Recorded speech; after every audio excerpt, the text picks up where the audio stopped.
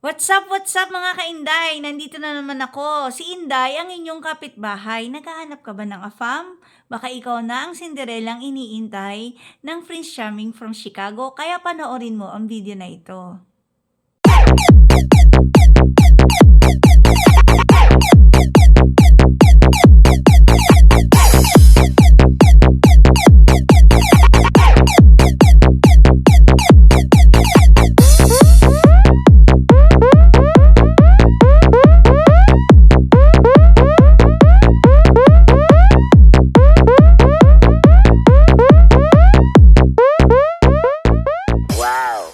So mga kainday, meron na naman po tayong afam, 35 years old from Chicago na naghahanap ng Filipina. The good thing is, he just visited the Philippines last year to meet someone, pero hindi po sila nagkaroon ng good ending. Wala po silang chemistry na hinahanap nila sa isa't isa. Kaya nagbabaka sakali po si Afam na dito po sa aking channel, matagpuan niya ang Cinderellang iniintay niya sa kanyang buhay. So mga kainday, nagkausap po kami at meron po siyang pinadala sa aking letter na babasahin ko po sa inyo at yan dyan, mababasa nyo naman mga kainday na galing talaga sa kanya at makinig po kayo o intindihin nyo po yung hinahanap niya sa isang Pilipina para hindi na po tayo magkulitan pa. So mga kainday, eto na, babasahin ko na sa inyo kung ano yung pinadala niya sa akin na hinahanap niya sa isang Pilipina para alam nyo na po na kung qualified kayo or hindi. Para wala na po tayong maraming chika-chika, maraming tanong, para hindi na po tayo maabala at mag-waste ng ating mga oras at mag-effort para po makilala si Afam. So mga kainday, eto po yung mga sinabi niya. Ayan, basahin niyo po dyan at babasahin ko rin po dito. I am 35 years old, black man. I live in the US currently. Ideally, what I'm seeking is someone between the ages of 22 to 27. 22 to 27 because 35 nga lang po si Apa mga kainday. I'm not looking for someone with kids. So it means wala pong anak ang hinahanap niya. Someone who is Christian, and mahalaga rin po sa kanya ang religion kasi binanggit niya po, she must be a Christian, has at least some education. And someone who is either is working or something going on for herself.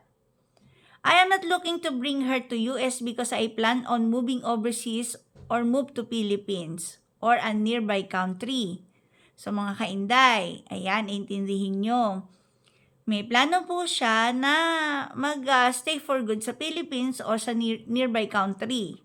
Sa Philippines, someone who has a good upbringing and also shares similar interests like me. Some of my interests include working out, music, enjoying family outing and activities and travel. I am looking for someone who doesn't want me to take her out of her current situation, but someone who is looking to build a family and be a wonderful wife and mother to her future kids. So, ano po ba ang ibig sabihin ni Afam doon? Sa mga kainday, sana po maliwanag po sa inyo kung ano po yung sinabi ng Afam. Ayan, kaya po siya hindi nagkaroon ng happy ending doon sa kanyang dinalaw na Pilipina. One of the reason yung sinabi niya. Hindi po natin dapat ipapasan doon sa Afam kung ano yung current situation natin sa Pilipinas. Kung marami kang problema, kung lugmok ka dyan sa utang or financially in need ka, wag pong si Afam ang pagpasan nyo doon. Wag po tayong daing ng daing kasi karaniwan po mga kainday, pag nakakilala tayo ng Afam, unang pag-uusap pa lang natin, pangalawang pag-uusap natin, lahat na ng mga hinanakit natin sa buhay, lahat na ng mga daing sasabihin natin na turn off po si Afam mga kainday. Ang mapapayo ko lang mga kainday, kailangan ma-fall muna sa atin si Afam bago yung mga daing-daing na yan. Kasi talagang nate-third off. So, mga kainday, kung ikaw ay qualified dun sa hinihingi na Afam, ikaw ay single, no kids, between 22 to 27, i-chat mo lang po ako sa aking personal Facebook account o kaya mag-follow ka or mag-friend request ka and then ipasa mo lang po yung picture mo na merong WhatsApp number. Ayan na naman tayo. Diyan po ako na masyadong naiinis. Magpapasa po ng picture. Ang WhatsApp number, hindi nakalagay sa picture. Kailangan po, i-edit nyo po yung picture nyo, ilagay nyo na po yung WhatsApp ninyo at ipapasa ko po sa AFAM. Kasi, kung hindi po tayo marunong sumunod sa napakasimpleng instruction, paano pa tayo makikipag-usap sa isang foreigner na baluktot ang dila at puro English lang ang alam? So mga kainday, please send me your picture with your WhatsApp number doon sa mismong picture. Para pag pinasa ko po sa AFAM, siya na po ang bahalang kumontak sa inyo kasi hindi ko po kayang ibigay sa inyo ang WhatsApp number niya kasi po ang nangyayari po, tumatawag, nangungulit yung mga Pilipina at kahit hindi po qualify doon sa hiningi ng AFAM, nagpupumilit pa rin po. Kaya please po, intindihin niyo po sa anak ko, pasensya na po kayo. Only 22 to 27 years old, single without kids, yun lang po ang pwedeng magpasa sa akin ng picture. So, paano mga kainday? Magkita-kita po tayo sa messenger ko at doon po kayo magpasa ng picture. Ayan. At alam niyo mga kainday, isa lang po yung na-notice ko doon sa AFAM.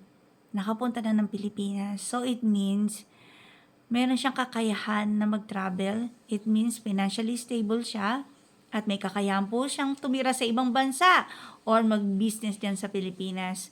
So mga kainday, wag po nating i-judge kung black or white men. Ang mahalaga po, totoong tao, mabuting tao, at matatanggap ka at matatanggap mo siya at magkakaroon po ng good communication at pagkatapos ng maraming pag-uusap, syempre, magkakaroon na ng love yun. Hindi naman ng love isang usap lang sasabihin mong may love na. Sa mga kainday, hanggang dito na lang po. At maraming salamat. Magandang buhay!